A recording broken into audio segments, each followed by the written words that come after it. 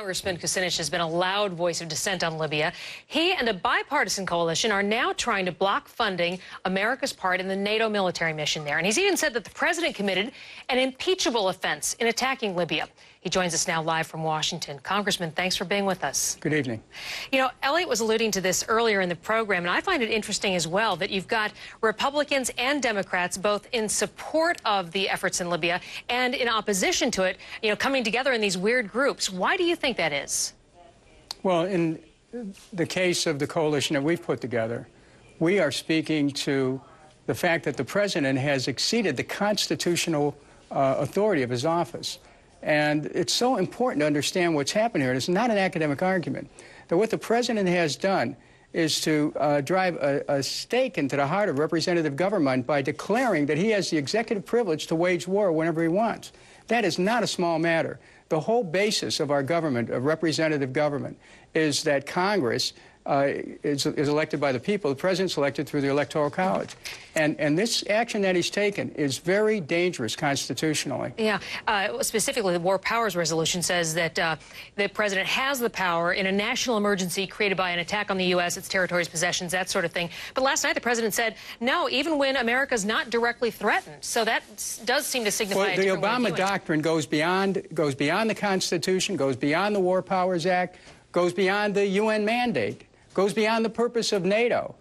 We're in a brave new world of military action here. Let me ask you about the NATO resolution, because, you know, last week we had heard that America's role was going to be scaled back within days, if not, you know, very soon, within a couple of weeks. Yet over the weekend, we saw, especially with the air forces that we used, a much bigger presence with the A-10s and the AC, I think it's 130s.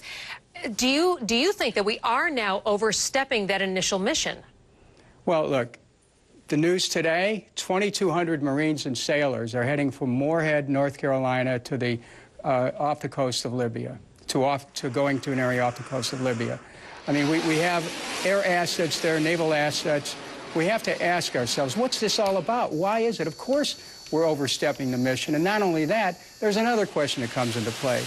Who is NATO? NATO essentially has interposed itself above the UN, because if you read the UN resolution, and I would urge you to do so if you haven't already done it. I have. well, then you didn't see NATO mentioned at all. So how does NATO get in this? And you know what? NATO stands for North Atlantic Treaty Organization.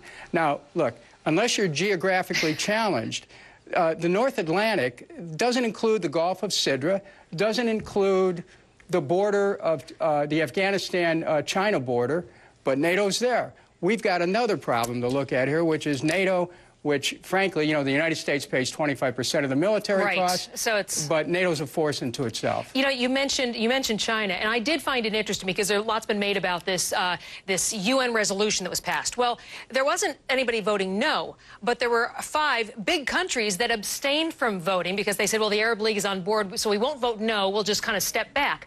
And those were, you know, China, India, Germany even. And many of the reasons they gave were that they just weren't sure about this mission, whether it was clear, whether it could easily be overstepped. If we saw, and the president says this, it was such a clear-cut humanitarian issue to stop, you know, a butcher, why didn't everybody else see it that way? Well, you're right on a couple counts here. First of all, Brazil, Russia, India, China, and Germany all abstained for the reasons that you set forth. Now, when we're talking about humanitarian war, there's an oxymoron there we have to be careful of as we pursue it, because inevitably it's going to mean that this very people that we claim we're concerned about are going to get hurt. Because as NATO continues to provide air cover for the rebels, when they get into pro-Gaddafi territory, it's inevitable that there's going to be a loss of life. And, Representative, we started seeing the Arab League start complaining about that the very first day of action. Congressman, thank you very much for being with us. Thank you.